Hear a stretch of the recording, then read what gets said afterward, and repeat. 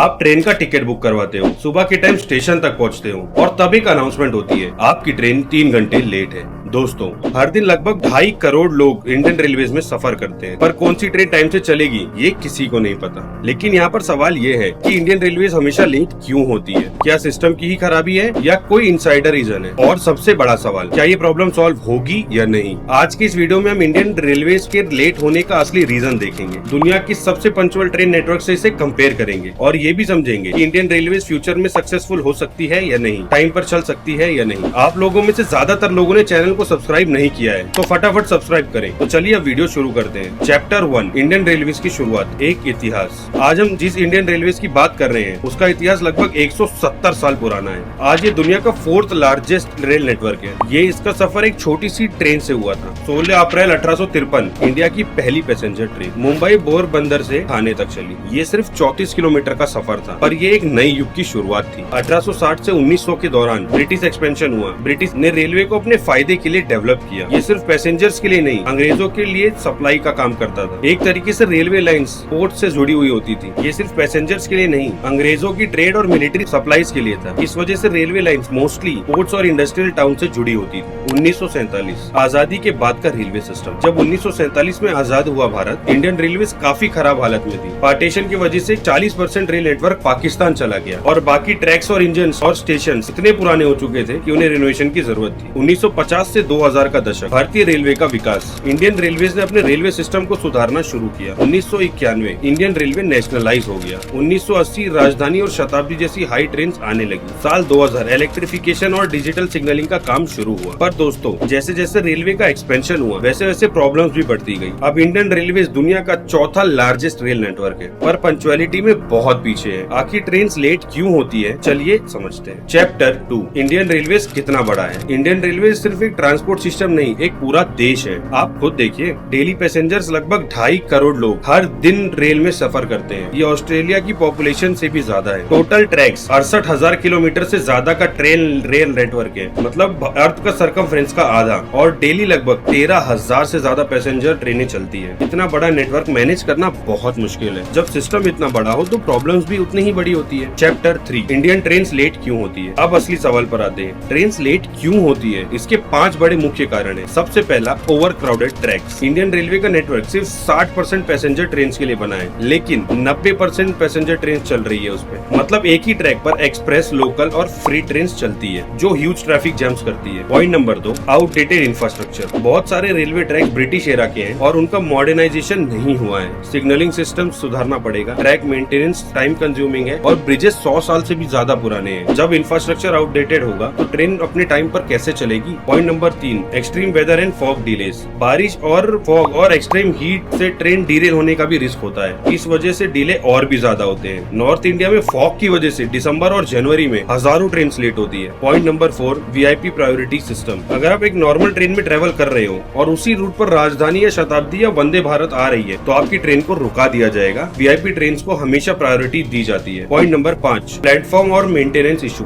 बहुत सारी major stations में प्लेटफॉर्म लिमिटेड है और अगर एक ट्रेन लेट हो गई तो दूसरी ट्रेन में भी इफेक्ट होता है। मेंटेनेंस डिले भी एक बड़ी वजह है। तो ये 5 मुख्य कारण है। चैप्टर 4, दुनिया की सबसे टाइम पर चलने वाली ट्रेन। दुनिया में ऐसी भी रेलवे नेटवर्क है जो बिल्कुल टाइम पर चलते हैं, जैसे जापान की bullet train 320 kilometre per hour की स्पीड और एवरेज डिले सिर्फ 36 सेकेंड्स। हर स्टेशन पर ट्रेन का एग्जैक्ट अराइवल टाइम अपने हिसाब से फिक्स होता है। Switzerland railways 98% punctuality record. इनका सीक्रेट है रियल टाइम ट्रेन ट्रैकिंग और सिग्नलिंग। चैप्टर 5, क्या इंडियन रेलवे सुधर सकता है। इसके लिए हमें कुछ पॉइंट्स पर काम करना पड़ेगा। तो सबसे पहला point, dedicated freight corridors. Passenger और गुड्स ट्रेन के लिए अलग अलग ट्रैक्स होने चाहिए। Point number 2, AI based scheduling system होना चाहिए जो रियल टाइम मॉनिटरिंग सिस्टम से ट्रेन डिले प्रेडिक्ट करके रिजॉल्व कर सके। Point number 3, track upgradation and digital signalling. Smart technology से इंडियन रेलवे को मॉडर्नाइज करना होगा। Point number 4, high speed rail projects. Slow diesel engine को रिप्लेस करना होगा। तो दोस्तों, इंडियन रेलवे का लेट होना एक बड़ी प्रॉब्लम है, लेकिन अगर मॉडर्नाइजेशन प्रोजेक्ट सही तरीके से इम्प्लीमेंट हुए तो फ्यूचर में हम पंक्चुअल ट्रेन देख सकते हैं। आपको क्या लगता है, इंडियन रेलवे कभी जापान या चाइना के लेवल तक पहुंच सकता है? अपनी राय कमेंट सेक्शन में जरूर दें और अगर आपको ये वीडियो पसंद आए तो लाइक, शेयर और सब्सक्राइब जरूर करें। जय हिंद।